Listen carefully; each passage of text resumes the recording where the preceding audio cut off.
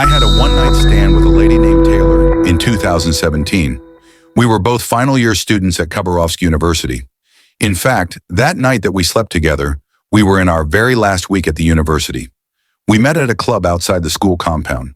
Veronica was tall, dark in complexion, with an explosive figure. That night we were so drunk. We danced and drank, excited to finish the 4 tough years of university. At around 4 a.m., I asked Veronica to stay the night at my place since it was too late for her to struggle back to her hotel room alone. She agreed, and like they say, the rest is history. We were hungry for each other. The passion between our bodies was on fire, and to be honest, I didn't remember if we even used protection. A month after that night, Veronica called me, panicking. She told me she had missed her period. I blocked her instantly. Just like me, Veronica knew too well that it was just a one-night stand, and that was it. Why was she getting pregnant? What happened to P2? What happened to taking precautions the morning after? At some point, I even felt that she wanted to blackmail me with the pregnancy so that I would begin sending her money. Anyway, after I blocked her, she kept sending me long messages, saying how she regretted that night, how she couldn't terminate the pregnancy, how she just wanted psychological support, and how apparent it was to her that she had to get rid of the child. Blah, blah, blah. I didn't care, come on. It was just one night. Where were all these pregnancy texts coming from?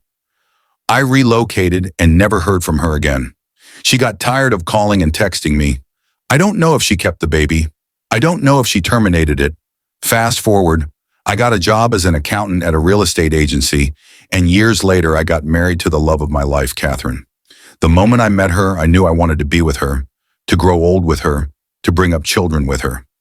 Unfortunately, my Catherine underwent a fibroid removal surgery 3 weeks after our wedding, and this severely affected her ability to bear children. We tried and tried and tried, but sadly, my dear Catherine couldn't conceive. This really broke her. We visited dozens of doctors. We knocked on the doors of many experts. Some gave us hope to keep trying. Others took our money with the promise that the medication they gave us would help her conceive. After 4 years of childlessness, my wife Catherine and I were devastated. As a man, I felt completely defeated by life. Having a child is every man's pride, but living with the painful knowledge that you and your wife may never have children was terrifying. I was tempted to reach out to Veronica, the lady I had a one-night stand with 6 years ago, and ask if she had kept the pregnancy. I was tempted to call her number and find out if I had a child somewhere. At least that way, I would know my blood was out there. But that would totally destroy my wife. I felt lost. Silently, I prayed that Veronica had kept the pregnancy and that one day in the fullness of time, I would get to see her or him. I knew it was wrong for me to deny the pregnancy and run away. I was young and stupid, yes. I started drinking alcohol heavily. I would go to the club every night just to drink myself to oblivion and forget the pain of childlessness. I couldn't betray my wife Catherine by marrying a second wife.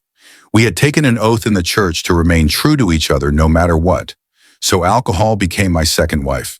One day I went to a club to attend the birthday party of a colleague. It was a great night of partying and merrymaking. Alcohol was in excess, and we danced to the tune of life. I temporarily forgot my misery.